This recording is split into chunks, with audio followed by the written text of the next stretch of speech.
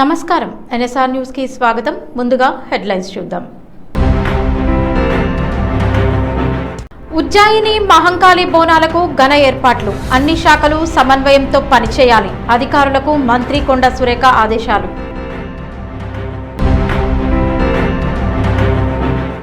మేడిగడ్డతో సంబంధం లేకుండానే నీళ్లు ఎత్తిపోయొచ్చు, కన్నెపల్లి పంప్ హౌస్ మోటార్లు వెంటనే ఆన్ చేయాలి, కేటీఆర్ విజ్ఞప్తి.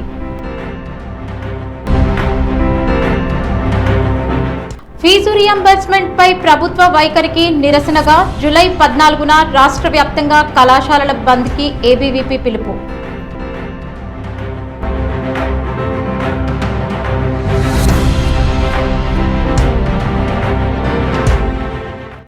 తెలంగాణ ఆధ్యాత్మిక సాంస్కృతిక వైభవానికి ప్రతీకగా నిలిచిన సికింద్రాబాద్ ఉజ్జయిని శ్రీ మహంకాళి అమ్మవారి ఆషాఢ బోనాల జాతరను ఈ ఏడాది అత్యంత ఘనంగా నిర్వహించాలని దేవాదాయ శాఖ మంత్రి కొండ సురేఖ అధికారులను ఆదేశించారు. భక్తులకు ఎలాంటి అసౌకర్యం కలగకుండా అన్ని శాఖలు సమన్వయంతో పనిచేయాలని సూచించారు. లక్షలాది మంది భక్తులు తరలి వచ్చే నేపథ్యంలో వృద్ధులు, దివ్యాంగులు, గర్భిణులు, బాలింతలు, చిన్నారులకు ప్రత్యేక క్యూ లైన్లు ఏర్పాటు చేయాలని, బోనాలు సమర్పించేందుకు వచ్చే శివసత్తులకు ప్రత్యేక దర్శన సౌకర్యాలు కల్పించాలని మంత్రి ఆదేశించారు.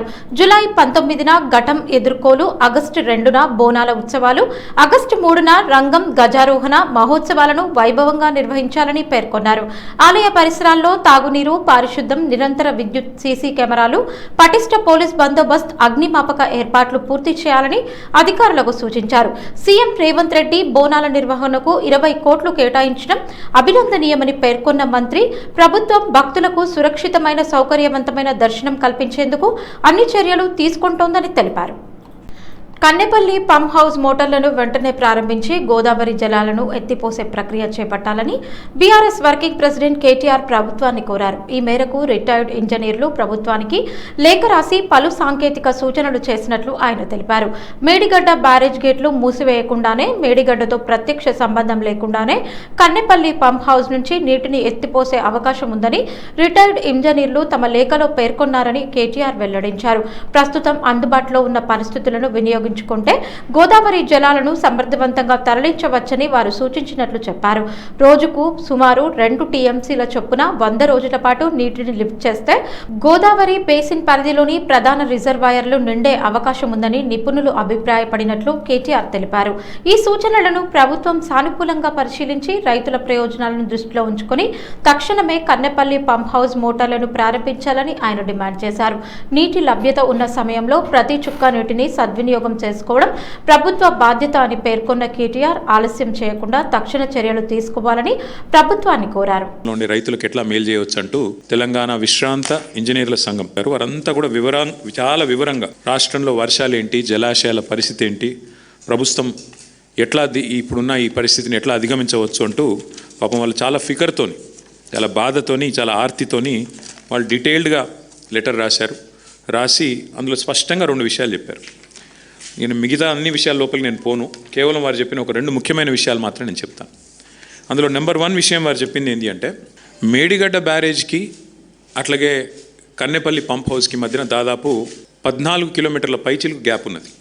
గోదావరి నది మీద మేడిగడ్డ బ్యారేజ్ ఎక్కడుందో అట్లాగే మీరు కన్నెపల్లి పంప్ హౌస్ తీసుకుంటే 14.5-15 కిలోమీటర్ల పైన గ్యాప్ ఉన్నది. ఇక్కడ స్పష్టంగా నేను చెప్పేది, ఇది నేను చెప్పడం కాదు, వాళ్ళు రిటైర్డ్ ఇంజనీర్లు కూడా చెప్తున్నది, నా మాట కాదు. రేవంత్ రెడ్డి గారు దయచేసి అర్థం చేసుకోవాలని కోరుతా ఉన్నా. మేడిగడ్డ బ్యారేజీలు మూయకుండానే, మేడిగడ్డ బ్యారేజీలు మూయకుండానే యథాతథ స్థితిని కొనసాగిస్తూనే కన్నెపల్లి దగ్గర నదీ ప్రవాహం 93.5 మీటర్లు నమోదైతే మరి వెంటనే కన్నెపల్లి పంప్ హౌజు మోటార్లు ఆన్ చేయవచ్చు.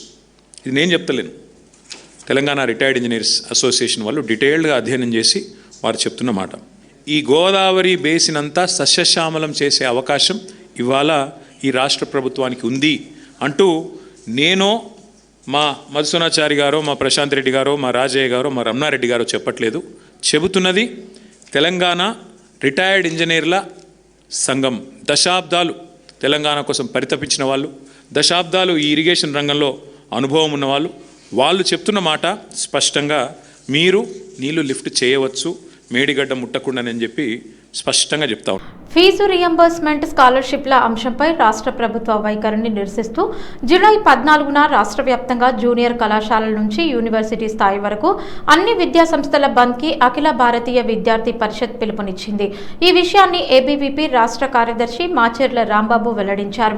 వరంగల్ ప్రెస్ క్లబ్లో నిర్వహించిన మీడియా సమావేశంలో ఆయన మాట్లాడుతూ రాష్ట్రంలో సుమారు 20 లక్షల మంది విద్యార్థులు ఫీజు రియంబర్స్మెంట్ స్కాలర్షిప్లపై ఆధారపడి ఉన్నత విద్యను కొనసాగిస్తున్నారని తెలిపారు. ప్రభుత్వం బకాయిలను సకాలంలో విడుదల చేయకపోవడంతో వేల కోట్ల రూపాయల బకాయిలు పేరుకుపోయాయని ఆరోపించారు. ఫీజు రియంబర్స్మెంట్ నిధులు విడుదల కాకపోవడంతో ప్రతి సంవత్సరం లక్షలాది మంది విద్యార్థులు చదువులు మధ్యలోనే మానేస్తున్నారని, మరికొందరు సర్టిఫికెట్లు పొందలేక ఇబ్బందులు ఎదుర్కొంటున్నారని ఆయన అన్నారు. ప్రభుత్వం ఇచ్చిన హామీలను అమలు చేయకుండా విద్యార్థుల భవిష్యత్తుతో చెలగాటం ఆడుతోందని విమర్శించారు. ఫీజు రియంబర్స్మెంట్ స్కాలర్షిప్లు విద్యార్థుల హక్కులని, వాటిని ప్రభుత్వం వెంటనే విడుదల చేయాలని డిమాండ్ చేశారు. డిమాండ్లు నెరవేర్చకపోతే రాష్ట్ర వ్యాప్తంగా ఉద్యమాన్ని మరింత ఉధృతం చేస్తామని హెచ్చరించారు. జూలై 14న నిర్వహించనున్న రాష్ట్ర వ్యాప్త కళాశాలల బంద్ని విద్యార్థులు, తల్లిదండ్రులు, అధ్యాపకులు, ప్రజా సంఘాలు విజయవంతం చేయాలని ఏబీవీపీ రాష్ట్ర కార్యదర్శి మాచెర్ల రాంబాబు పిలుపునిచ్చారు. అంటే ఈ రాష్ట్రం లోపల రాజకీయాలన్నీ కూడా వాళ్ళ స్వార్థ ప్రయోజనాల కోసము రాజకీయ పార్టీలు చేస్తున్న తప్పిస్తే విద్యార్థులు కానీ, నిరుద్యోగులు కానీ, రైతుల కోసం కానీ, కూలీల కోసం కానీ వీళ్ళు పనిచేసే పరిస్థితి లేదు. కాబట్టి ఏవేవైతే ప్రజల ఆకాంక్ష కోసం పనిచేయో వాళ్ళందరూ రాజకీయంగా తుడిచిపెట్టుకోబోతారని చెప్పేసి ఏబీవీపీ అందరూ కూడా హితవు పలుకుతున్నాం. ఈ యొక్క పేద విద్యార్థులు 20 లక్షల మంది విద్యార్థులు చదువుకునేటువంటి ఫీ రియంబర్స్మెంట్ స్కాలర్షిప్లను, తర్వాత 11,000 కోట్ల రూపాయల బకాయిలు విడుదల చేయనందుకు ఈ రాష్ట్ర ప్రభుత్వం యొక్క తీర్పు నిరసనగా దీన్ని ఎత్తివేయాలని కుట్రపడుతున్న విద్యాశాఖ మంత్రి రేవంత్ రెడ్డి యొక్క నిర్లక్ష్య వైఖరికి నిరసనగా ఈ యొక్క నెల 14వ తారీఖున జూనియర్ కాలేజ్ నుంచి మొదలుకుంటే యూనివర్సిటీ కాలేజీల వరకు అన్ని కాలేజీలు కూడా ఏబీపీ ఆధ్వర్యంలో బంద్కు పిలుపునిస్తున్నాము. దయచేసి తల్లిదండ్రులు, తర్వాత కళాశాల యాజమాన్యాలు, మేధావులు, తర్వాత అందరూ కూడా సంపన్న వర్గాల కూడా దీనికి మద్దతు తెలపాలి. దీనిలో మీ గొంతుకు కలిపి ఈ విద్యా వ్యతిరేక ప్రభుత్వానికి చుక్కలు పెట్టాలని చెప్పేసి ఈ బంద్ విజయవంతం చేయాలని చెప్పేసి ఏబీవీపీ తరఫున మిమ్మల్ని అందరినీ కూడా అభ్యర్థిస్తున్నాం. మనకందరికీ తెలుసు, వెనకటికి ఇంత ముందుకున్న ముఖ్యమంత్రి ఏమో మీకు చదువులు కాదు గొర్రెలు కాసుకోమన్నారు. ఈ ముఖ్యమంత్రి వచ్చేమో అసలు యూనివర్సిటీలో మాయం చేసా యూనివర్సిటీ ల్యాండ్లని కబ్జా చేయాలని ప్లాన్ చేస్తున్నాడు. ఏ యూనివర్సిటీ ల్యాండ్ అయినా చూసుకున్నారని కబ్జా, స్కూల్స్ అయినా కాలేజెస్ అయినా నువ్వు డిఎల్ రిక్రూట్మెంట్ చేయలేదు, జేఎల్ రిక్రూట్మెంట్ చేయలేదు. నువ్వు అవి రిక్రూట్మెంట్ చేసి పటిష్టపరచకుండా ఉన్న కాలేజీలని ఉన్న యూనివర్సిటీస్ని ఖాళీ చేసే ప్రయత్నం చేసి ఆ యూనివర్సిటీ ల్యాండ్ కబ్జా చేయాలనే పథకం పన్నాడు. ఈరోజు అఖిల భారతీయ విద్యార్థి పరిషత్ ఒకటే చెప్తున్నది,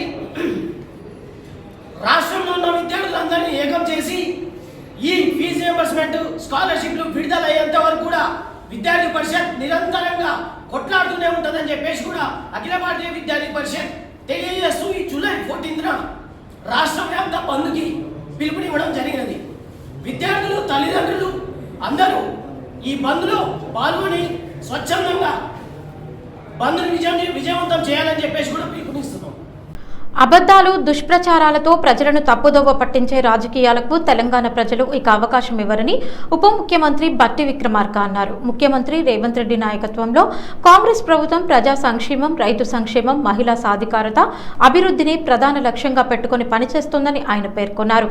ప్రజల ఆకాంక్షలకు అనుగుణంగా పారదర్శక పాలన అందిస్తూ ఎన్నికల్లో ఇచ్చిన హామీలను దశల వారీగా అమలు చేస్తున్నామని బట్టి విక్రమార్క తెలిపారు. రైతుల అభ్యున్నతి కోసం సంక్షేమ కార్యక్రమాలు, మహిళల ఆర్థిక సాధికారత కోసం ప్రత్యేక పథకాలు, యువతకు ఉపాధి అవకాశాల కల్పన, గ్రామీణాభివృద్ధి, మౌలిక వసతుల విస్తరణ వంటి అంశాల్లో ప్రభుత్వం నిరంతరం కృషి చేస్తోందని చెప్పారు. కొంతమంది రాజకీయ ప్రయోజనాల కోసం అసత్య ప్రచారాలు, దుష్ప్రచారాలు చేస్తూ ప్రజల్లో అపోహలు సృష్టించేందుకు ప్రయత్నిస్తున్నారని విమర్శించిన బట్టి విక్రమార్క వాస్తవాలను తెలంగాణ ప్రజలు బాగా అర్థం చేసుకుంటున్నారని అన్నారు.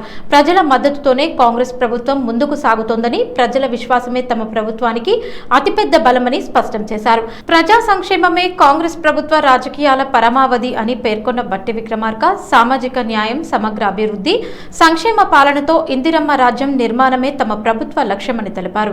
ప్రజలకు ఇచ్చిన ప్రతి హామీని అమలు చేస్తూ రాష్ట్ర అభివృద్ధికి ప్రభుత్వం కట్టుబడి పనిచేస్తోందని ఆయన స్పష్టం చేశారు. రాష్ట్ర ముఖ్యమంత్రి రేవంత్ రెడ్డి గారి నాయకత్వంలో యావత్ కేబినెట్ సహచర మంత్రివర్గ సభ్యులు అందరూ సమిష్టిగా ఒక సోదర భావంతో రాష్ట్ర ప్రజల కోసం మేమందరం గ్రామీణ ప్రాంతాల నుంచి వచ్చినటువంటి వాళ్ళం. ఇక్కడ ఉన్నటువంటి మంత్రివర్గ సహచరులు అందరూ కూడా గ్రామీణ ప్రాంతాల నుంచి వచ్చినటువంటి వాళ్ళమే. గ్రామాలు బాగుండాలి, వ్యవసాయం బాగుండాలి, రైతు బాగుండాలి, బలహీన వర్గాలు బాగుండాలి, యావత్ తెలంగాణ రాష్ట్రం సుభిక్షంగా ఉండాలి. అదే మా అందరి ఆలోచన. ఈ రాష్ట్రం ప్రపంచంతో పోటీ పడేటట్టుగా ముందుకు తీసుకొని పోవటం కోసం 2047 $3 ట్రిలియన్ ఎకానమీతో ప్రపంచంతో పోటీ పడేట్టుగా ఈ రాష్ట్రాన్ని తీసుకొని పోతాం తప్ప గుంట నక్కల్ని మాత్రం, తోడేళ్లు మాత్రం ఈ రాష్ట్రం మీద పడనీయం, దోపిడి గురి కానీయం.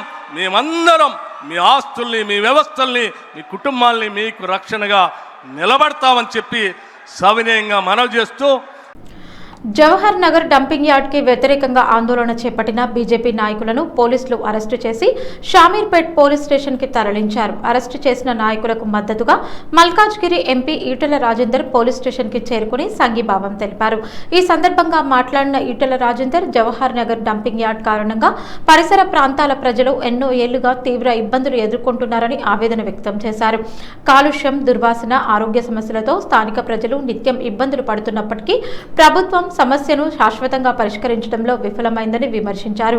మల్కాజ్గిరి ఎంపీగా ఉన్న సమయంలో రేవంత్ రెడ్డి కూడా డంపింగ్ యార్డ్కి వ్యతిరేకంగా సుప్రీంకోర్టును ఆశ్రయించారని గుర్తు చేసిన ఈటెల రాజేందర్ ప్రస్తుతం ముఖ్యమంత్రిగా ఉన్న ఆయన ఈ సమస్యను ఎందుకు పరిష్కరించడం లేదని ప్రశ్నించారు.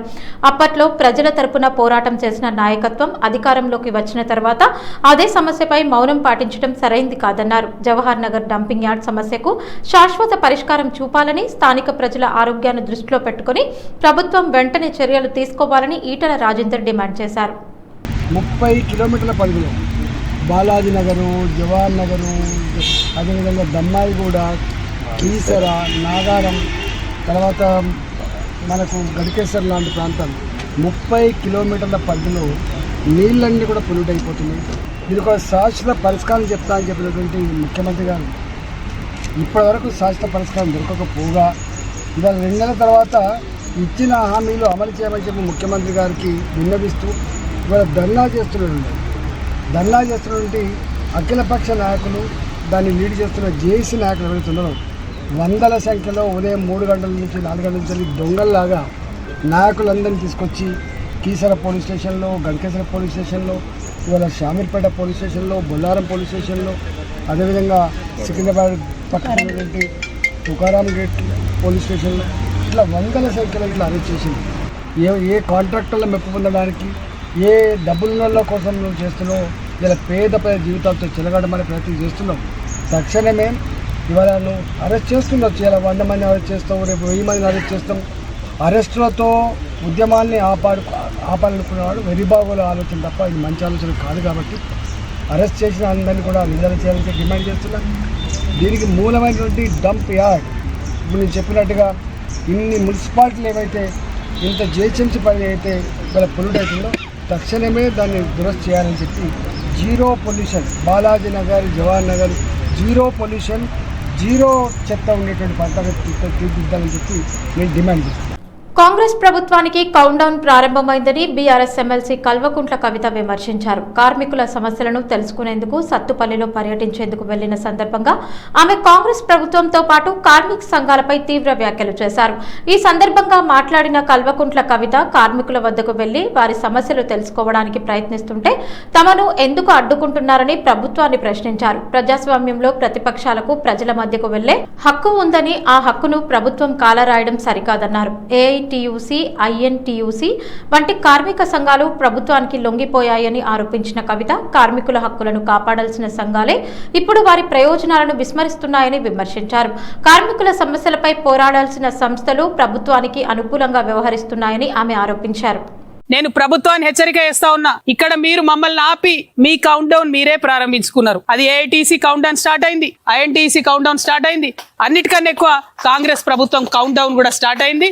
ప్రజలు విసిగిపోయి ఉన్నారు, హక్కులను కాలరాస్తున్నారు. తెలంగాణ హక్కుల కోసం కొట్లాడింది, ఎంతో మంది బిడ్డలను అమరులు చేసుకొని సాధించుకున్నాం తెలంగాణ. ఇట్లా గేట్ల కాడ తాళమేసి మమ్మల్ని రానియకుండా, మమ్మల్ని ఎవరు మాట్లాడకుండా చేస్తారనుకుంటున్నారు. కానీ అది కాదు, అది కుదరదు. ఖచ్చితంగా మేము కార్మికుల హక్కుల కోసం నిలబడతాం. ఫ్యూచర్లో ఎలక్షన్లో పోటీ చేస్తాం. హెచ్ఎంఎస్ ని గుర్తింపు సంఘంగా గెలిపించమని సత్తుపల్లి కార్మికులందరినీ కూడా నేను కోరుతా ఉన్నా. అడిగేటోడు ఉంటే గట్టిగా మీ పక్షాన్ని నిలబడి మాట్లాడేటోడు ఉంటే మన హక్కులన్నీ వస్తాయి. కాబట్టి గెలిపించండి హెచ్ఎంఎస్ ని, హక్కులు సాధించండి. రంగారెడ్డి జిల్లా శంషాబాద్ మండలం దైవాలగూడలో పోక్సో కేసు నిందితుడి చేతిలో హత్యకు గురైన బాధిత కుటుంబాన్ని పరామర్శించేందుకు బయలుదేరిన బీఆర్ఎస్ నేతలను పోలీసులు అడ్డుకున్నారు. మాజీ మంత్రి మహేశ్వరం ఎమ్మెల్యే సబితా ఇంద్రారెడ్డి, మాజీ మంత్రి సత్యవతి రాథోడ్, మాజీ ఎమ్మెల్యే పద్మా దేవేందర్ రెడ్డిని చేవేళ్ల వద్ద పోలీసులు అదుపులోకి తీసుకున్నారు. అదేవిధంగా బీఆర్ఎస్ నేత ఆర్ఎస్ ప్రవీణ్ కుమార్, మాజీ ఎమ్మెల్యే పట్నం నరేందర్ రెడ్డిని శంకర్పల్లి వద్ద అదుపులోకి తీసుకోగా మరో నాయకుడు పట్లోల కార్తిక్ రెడ్డిని పోలీసులు హౌస్ అరెస్ట్ చేశారు. బాధిత కుటుంబాన్ని పరామర్శించేందుకు నేతలు పెద్ద ఎత్తున తరలి వస్తున్న నేపథ్యంలో శాంతి భద్రతల దృష్ట్యా ఈ చర్యలు చేపట్టినట్లు పోలీసులు తెలిపారు. మరోవైపు పరామర్శకు కూడా అనుమతి ఇవ్వకుండా తమను అడ్డుకోవడం ప్రజాస్వామ్య విరుద్ధమని బీఆర్ఎస్ నేతలు ఆగ్రహం వ్యక్తం చేశారు. దైవాలగూడలో జరిగిన ఈ ఘటన రాష్ట్ర వ్యాప్తంగా తీవ్ర చర్చనీయాంశంగా మారగా బాధిత కుటుంబానికి న్యాయం చేయాలని, నిందితులపై కఠిన చర్యలు తీసుకోవాలని వివిధ రాజకీయ పార్టీలు, ప్రజా సంఘాలు డిమాండ్ చేస్తున్నాయి. యాదాద్రి శ్రీ లక్ష్మీ నరసింహస్వామి దేవస్థానం నూతన ట్రస్ట్ బోర్డు ఘనంగా ప్రమాణ స్వీకారం చేసింది. ఈ కార్యక్రమానికి రాష్ట్ర దేవాదాయ శాఖ మంత్రి కొండా సురేఖ, భువనగిరి ఎంపీ చామల కిరణ్ కుమార్ రెడ్డి, ప్రభుత్వ విప్ ఆలేరు ఎమ్మెల్యే బీర్ల ఐలయ్య హాజరయ్యారు. ప్రమాణ స్వీకారానికి ముందు ట్రస్ట్ బోర్డు చైర్మన్ సభ్యులు, ఎక్స్ అఫీషియో సభ్యులు కొండపైకి చేరుకుని స్వామివారిని ప్రత్యేకంగా దర్శించుకున్నారు. ఆలయ గర్భగుడిలో ప్రత్యేక పూజలు నిర్వహించిన అనంతరం వేద ఆశీర్వచనాలు స్వీకరించారు. ఈ సందర్భంగా ఆలయ ఈవో జె భవానీ శంకర్ స్వామివారి ప్రసాదం చిత్రపటాన్ని అందజేశారు. ఆలయ ముఖ మండపంలో నిర్వహించిన కార్యక్రమంలో నూతన ట్రస్ట్ బోర్డు సభ్యులతో మంత్రి కొండా సురేఖ ప్రమాణ స్వీకారం చేయించారు.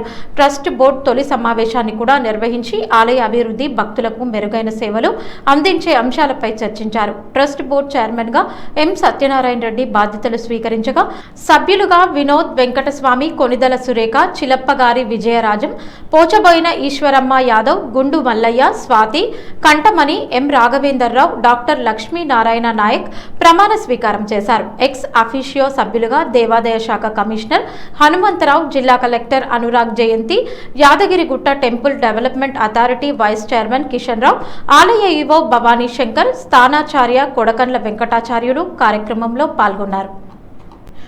నిజామాబాద్ జిల్లా నవీపేట గ్రామంలోని దర్యాపూర్ కాలనీలో ఉన్న శ్రీ మహాలక్ష్మి మందిరం వద్ద శనివారం అన్నదాన కార్యక్రమం భక్తి శ్రద్ధలతో నిర్వహించారు. ఆలయ కమిటీ నిర్మాణ ఉపాధ్యక్షులు వడ్డే రవి ఆధ్వర్యంలో జరిగిన ఈ కార్యక్రమంలో సుమారు 450 మంది భక్తులకు అన్నప్రసాదం అందించారు. ఈ సందర్భంగా వడ్డే రవి మాట్లాడుతూ అన్నదాన కార్యక్రమానికి సహకరించిన దాతలకు, గ్రామ పెద్దలకు, కాలనీ వాసులకు, భక్తులకు ప్రత్యేక కృతజ్ఞతలు తెలిపారు. అమ్మవారి ఆశీస్సులు అందరిపై ఉండాలని ఆకాంక్షించారు. ప్రతి నెల రెండో శుక్రవారం శ్రీ మహాలక్ష్మి ఆలయం వద్ద అన్నదాన కార్యక్రమం నిర్వహిస్తున్నట్లు ఆయన తెలిపారు. అమ్మవారి భక్తులు, దాతలు ముందుకు వచ్చి ఈ కార్యక్రమంలో భాగస్వాములు కావాలని కోరారు. ఈ కార్యక్రమంలో ముఖ్య అతిథులుగా దేవరాజ్, జడల నరేష్, శ్రీకాంత్, మాణిక్యాల గోపి, సోనియా, శ్రీజ, కాలనీ వాసులు, భక్తులు అధిక సంఖ్యలో పాల్గొన్నారు. జయశంకర్ భూపాల్పల్లి జిల్లాలో అక్రమంగా నిల్వ ఉంచిన పీడీఎస్ బియ్యాన్ని పోలీసులు స్వాధీనం చేసుకున్నారు. మొగుళ్లపల్లి మండలంలోని అకినపల్లి గ్రామంలో నిర్వహించిన ప్రత్యేక తనిఖీల్లో సుమారు 6 నుంచి 7 క్వింటాళ్ల ప్రభుత్వ బియ్యాన్ని గుర్తించి స్వాధీనం చేసుకున్నారు. ఈ ఘటనలో ఒకరిపై కేసు నమోదు చేసి దర్యాప్తు చేపట్టారు. జిల్లా ఎస్పీ సిరిశెట్టి సంకీర్త్ ఐపీఎస్ ఆదేశాల మేరకు జిల్లా సిసిఎస్ సిఐ రమేష్ ఆధ్వర్యంలో ప్రత్యేక తనిఖీలు చేపట్టారు. ఈ సందర్భంగా మొగుళ్లపల్లి మండలం అకినపల్లి గ్రామానికి చెందిన గౌరిశెట్టి కృష్ణమూర్తి అనే వ్యక్తి తన కిరాణా దుకాణంలో అక్రమంగా సుమారు 6 నుంచి 7 క్వింటాల పీడీఎస్ బియ్యాన్ని నిల్వ ఉంచినట్లు గుర్తించారు. వెంటనే దాడి నిర్వహించిన సిసిఎస్ బృందం ప్రభుత్వ బియ్యాన్ని స్వాధీనం చేసుకుని నిందితుడిని బియ్యంతో సహా మొగుళ్లపల్లి పోలీస్ స్టేషన్ కి అప్పగించింది. అనంతరం కేసు నమోదు చేసి దర్యాప్తు కొనసాగిస్తున్నట్లు పోలీసులు తెలిపారు. ప్రభుత్వం పేదలకు అందించే పీడీఎస్ బియ్యాన్ని అక్రమంగా కొనుగోలు చేయడం, నిల్వ చేయడం లేదా విక్రయించడం చట్టరీత్యా నేరమని జిల్లా పోలీసులు హెచ్చరించారు. ఇలాంటి అక్రమాలపై సమాచారం ఉంటే వెంటనే సమీప పోలీస్ స్టేషన్ కి లేదా జిల్లా పోలీసులకు తెలియజేయాలని ప్రజలకు విజ్ఞప్తి చేశారు. నర్సంపేట నియోజకవర్గంలో కేంద్ర హోంశాఖ సహాయ మంత్రి బండి సంజయ్ కుమార్ జన్మదినాన్ని పురస్కరించుకొని భారతీయ జనతా పార్టీ వరంగల్ జిల్లా ప్రధాన కార్యదర్శి డాక్టర్ గోగుల రాణా ప్రతాప్ రెడ్డి ఆధ్వర్యంలో జన్మదిన వేడుకలు ఘనంగా నిర్వహించారు. ఈ సందర్భంగా పలువురు పార్టీ నాయకులు, మండల అధ్యక్షులు, కార్యకర్తలు, అభిమానులు పాల్గొని కేక్ కట్ చేసి మిఠాయిలు పంపిణీ చేసి సంబరాలు జరుపుకున్నారు. ఈ సందర్భంగా రాణా ప్రతాప్ రెడ్డి మాట్లాడుతూ బండి సంజయ్ దేశ, రాష్ట్ర సేవలో పార్టీ బలోపేతంలో మరింత ఉన్నత శిఖరాలను అధిరోహించాలని ఆకాంక్షిస్తూ శుభాకాంక్షలు తెలిపారు. పార్టీ సిద్ధాంతాలను గ్రామ గ్రామానికి, మారుమూలల తండాలకి తీసుకెళ్లడంలో ఆయన చూపుతున్న నాయకత్వం యువతకు స్ఫూర్తిదాయకమని పేర్కొన్నారు. ఈ కార్యక్రమంలో రాష్ట్ర కౌన్సిల్ మెంబర్ వడ్డేపల్లి నరసింహరాములు, జిల్లా ఉపాధ్యక్షులు Resu Srinivas, parliament co convenor Katla Ramachandrareddy, యువ మోర్చా జిల్లా నాయకులు జులూరి మనీష్, కుంభం కోమల్ రెడ్డి, జిల్లా ఎస్టీ మోర్చా అధ్యక్షులు బానోత్ రమేష్ నాయక్, మైనార్టీ మోర్చా జిల్లా అధ్యక్షులు షేక్ ఖలీల్, పట్టణ అధ్యక్షులు గూడూరు సందీప్, నర్సంపేట మండల అధ్యక్షులు తనుగుల అంబేద్కర్, జిల్లా కౌన్సిల్ మెంబర్ దుంకదువ్వ రంజిత్, యువ మోర్చా జిల్లా నాయకులు అచ్చ దయాకర్, సూత్రపు సరిత, జిల్లా నాయకులు, మండల నాయకులు, సీనియర్ నాయకులు, ముఖ్య నాయకులు, వివిధ మోర్చాల నాయకులు మరియు తదితరులు పాల్గొన్నారు. వార్తలు ముగించే ముందు హెడ్లైన్స్ మరోసారి. ఉజ్జాయిని మహంకాళి బోనాలకు ఘన ఏర్పాట్లు, అన్ని శాఖలు సమన్వయంతో పనిచేయాలి, అధికారులకు మంత్రి కొండ సురేఖ ఆదేశాలు.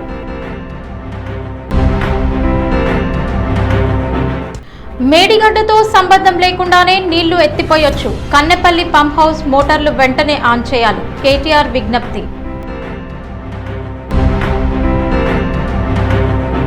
ఫీజు రియంబర్స్మెంట్ పై ప్రభుత్వ వైఖరికి నిరసనగా జూలై 14న రాష్ట్ర వ్యాప్తంగా కళాశాలల బంద్కి ఏబీవీపీ పిలుపు. ఈ వార్తలు ఇంతటితో సమాప్తం. నమస్కారం.